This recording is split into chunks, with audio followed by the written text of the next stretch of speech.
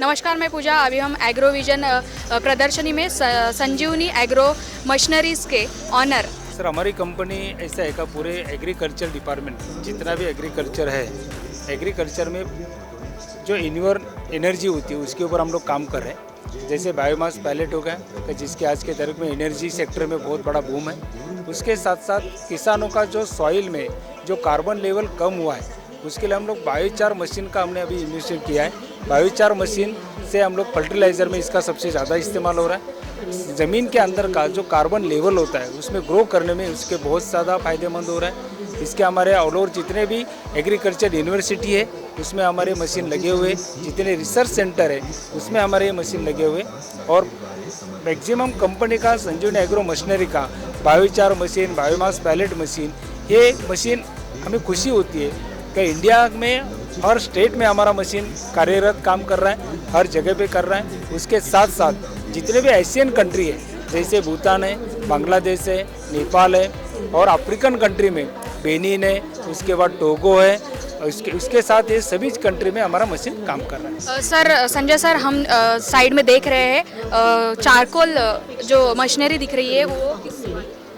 Charcoal machine ऐसा है कि इसमें बहुत सारे इस्तेमाल होते हैं। आज के तारीख में बायोचार का कॉन्सेप्ट सेंट्रल गवर्नमेंट ने भी इंडिया में जो सॉइल के अंदर का कार्बन परसेंट जो मिनिमम 2% होना चाहिए वो 0.5% के नीचे हुआ है। इसलिए आज के तारीख में वाटर होल्डिंग कैपेसिटी बढ़ाने के लिए एग्रीकल्चर जो वेस्ट होता है, जैसे बाम्बू हो गया, जैसे सुबाबुल हो गई, या कॉटन की पराठी हो गई, उसका अपन ने बायोचार में कन्वर्ट करके 24 घंटे के अंदर उसको चारकोल में कन्वर्ट किया जाता है। उसके साथ उसको चार्जिंग करके खेती में डालने की वजह से सॉइल का जो वाटर होल्डिंग कैपेसिटी वो अपना ग्रो होता है, और उसमें कार्बन कंटेंट बढ़ने से किसानों का जो उत्पादन है वो बढ़ने में कारगर फायदा होता है। संजीवनी एग्रो मशीनरीज में ऐसी कौन सी मशीनरीज है जो किसान ज़्यादा लेते हैं और उसका उत्पादन?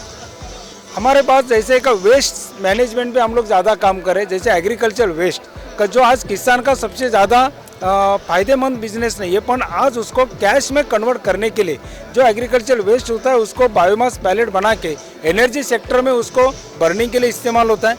उसके साथ साथ जो फीड इंडस्ट्री है, जैसे कैटल फीड, उसके लिए हम लोग मशीन बना रहे हैं। पोल्ट्री फीड, उसके लिए मशीन बना रहे हैं। जो मच्छी की खेती की जाती है, फिश फार्मिंग, उसके लिए हमारे फिश फीड के मशीन हमने बनाना चालू किया है। वो भी ऑल ओवर इंडिया हमारे सप्लाई होते हैं। उसके साथ बायोचार चारकोल बनाने के मशीन हम लोग इसमें चालू किया है। उसके साथ ई साइकिल जो बैटरी ऑपरेटर होती है वो हमारा एक प्रोडक्शन काम किया है। उसके साथ संजीवनी फर्टिलाइज़र भी हम लोग मार्केट में लॉन्च कर रहे हैं। और उसके साथ साथ जो बचत गट होते हैं लेडीज़ के, उसके लिए गांव खेड़े में जो मुरमुरा मशीन होता है फ्राइंग करने के लिए, मुरमुरा मशीन हमने बहुत छोटे पैमाने पे डेवलप किया है। उसमें अलग अलग टाइप के अपन काम कर सकते हैं। ज़्यादातर किसानों का प्रतिसाद आपको कैसे मिलता है मशीनरीज को लेकर?